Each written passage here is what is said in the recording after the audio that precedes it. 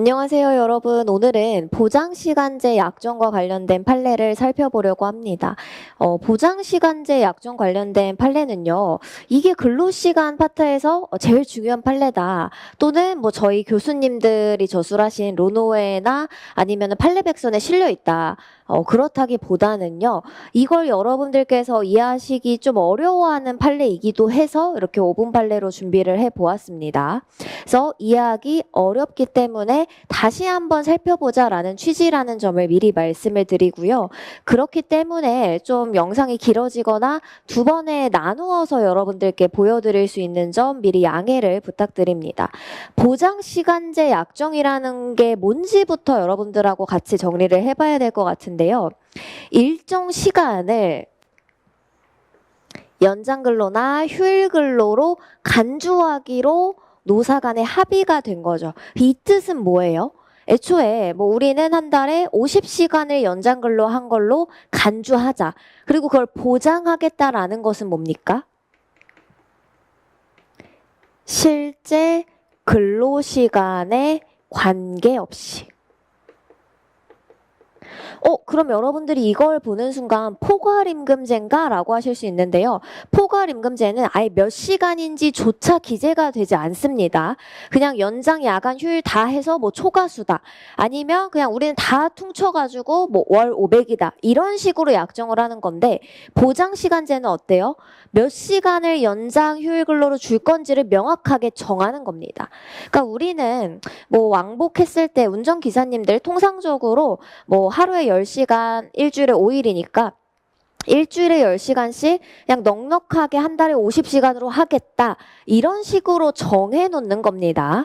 한번 같이 보시면은 약속한 시간, 보장 시간은 한 달에 연장은 110, 휴일은 20시간 이렇게 정한 거고요. 그랬을 때 실제 근로한 시간이 어떨 수 있어요? 90시간, 10시간 이렇게 될 수 있습니다. 그러면 이것보다 초과해서 하면 어떻게 해야 돼요? 혹시라도? 보장 시간을 한 달에 110시간, 휴일 20시간 하기로 했는데 만약에 이걸 초과했습니다. 그럼 초과하면 어떻다?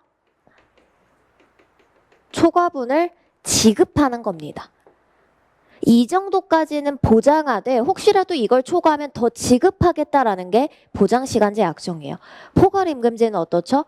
얼마가 들어있는지도 알 수 없고 그러니까 뭐 이걸 초과한 건지 아닌지도 알 수 없어서 더 주지 않는 겁니다. 근데 이거는 명확하게 정하고 그걸 초과하면 더 준다. 그럼 지금 제가 기재한 것처럼 실제 근로시간이 약속한 시간에 미달하면요? 이거를 공제할 수 있을 거냐? 여러분 우리 쟁노에 어떻게 기재가 돼 있죠? 합의한 시간을 기준으로 임금을 지급하는 게 타당하다. 이렇게 되니까 어떻습니까? 월 단위 상계 약정을 두는 겁니다. 한 달에 연장, 휴일 뭐 이렇게 어느 정도 시간을 보장하겠다라고 정하고요. 실제 임금을 줄 때에는 어때요? 월 단위로 비교를 하는 겁니다. 한 달이 다 끝나면 어떻게 해요?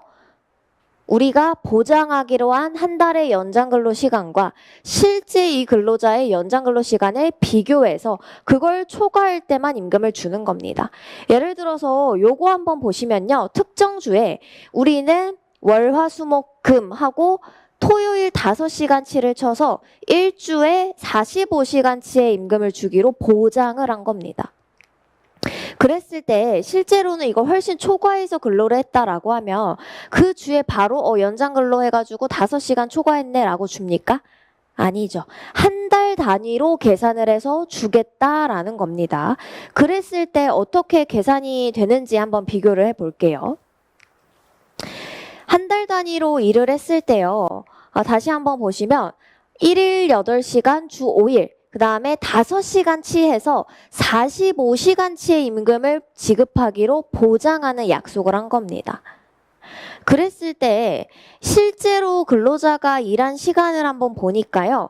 첫째 주에 50시간, 둘째 주에 32시간, 뭐 50시간, 48시간에서 이렇게 일을 했어요. 그러면 임금을 지급할 때는 어떻게 해야 돼요? 원래 이만큼 한 주에 45시간씩 임금을 주기로 원래 급여에 들어있으니까 초과 수당을 주기 위해서는 어때요? 비교를 해봐야겠죠. 그래서 비교해봤더니 첫째 주에는 5시간 정도 더 일했고요. 둘째 주에는 13시간 정도가 빠졌어요. 그리고 초과로 이렇게 일해서 합치니까 더 줄 거 없다. 이렇게 계산을 했던 겁니다. 어떻게 계산한 거예요? 다시 한번 정리하면 보장 시간을 정하고 월 단위로 1대1로 비교해서 그냥 상계하겠다. 한 달에 일한 근로시간 쭉 늘어놓고 우리 보장 시간이랑 놓고 비교해서 5시간, 5시간, 3시간, 마이너스 13시간 줄 거 없어. 이렇게 계산을 했다라는 거죠. 근데 여러분 이렇게 계산을 하는 게 맞는 방법인가요? 맞지 않으니까 어렵고 그래서 5분 판례로 준비를 하게 되었겠죠. 뭐 때문에 이 계산이 어그러지게 되는 걸까요? 얘 때문입니다. 근로자가 금요일은 어떻죠? 원래 나와야 되는 날이에요. 근로자가 자기 소정 근로 시간을 빠지게 된 겁니다. 그렇게 해서 빠졌을 때 그냥 한 배로 해가지고 이 연장 근로랑 1대1로 비교를 해버리니까 계산이 어그러지게 되죠. 이게 계산이 맞게 되려면 어떻게 계산을 했어야 됩니까? 이렇게 1.5배를 해서 비교를 했어야 되죠. 다시 한번 보시면 50시간 일했다라는 거는 임금 10시간만 주면 돼요? 아니죠. 얼마 줘야 됩니까? 1.5배 한 15시간. 그 다음에 빠질 때 얘는 몇 시간을 일을 덜 한 거예요? 이것만 8을 빼는 거죠. 1.5배에서 빼는 게 아니죠. 왜요? 원래 이건 나 임금 1배짜리잖아요. 원래 나와야 되는 날. 소정근로 시간에 대한 건 1배짜리니까 8시간 그대로 빼고요. 또 연장 근로한 건 다 어떻습니까? 1.5배를 해서 더 받아야 되는 겁니다. 그 다음에 매주 45시간 일을 한다라고 했을 때, 매주 45시간 임금을 지급한다라고 했을 때 그 5시간도 사실은 어떻게 해서 지급이 되고 있는 거예요? 1.5배에서 지급되고 있는 거잖아요. 그렇게 해서 이렇게 가산을 해서 비교를 해야지 4시간을 더 줘야 되는구나 정확한 계산이 나오는 겁니다. 근데 아까는 어떻게 계산을 했다고요? 1.5배를 하지 않고 그냥 시간만 늘어놓고 비교를 하니까 여기서는 사실은 이렇게 빠질 게 아니라 어때요? 요렇게 빠졌어야 되는 거죠. 그래서 요렇게 계산하는 게 정확한 방법이다. 요걸 판례 문구로 다시 한번 보시면요. 월 단위 상계 약정은 월 단위로 합산한 근로시간을 그래서 월 단위의 합산 근로시간을 보장 시간의 합계랑 그냥 단순히 비교해서 1대1로 계산하는 방식을 취하고 있다. 근데 이거를 소정 근로 시간이 빠진 건지 연장 근로 시간이 빠진 건지를 구분하지 않고 그냥 1대1로 단순 비교한다면 실제 근로 시간 중에 소정 근로 시간이 빠져서 상쇄되는 부분이 발생하니까 어때요?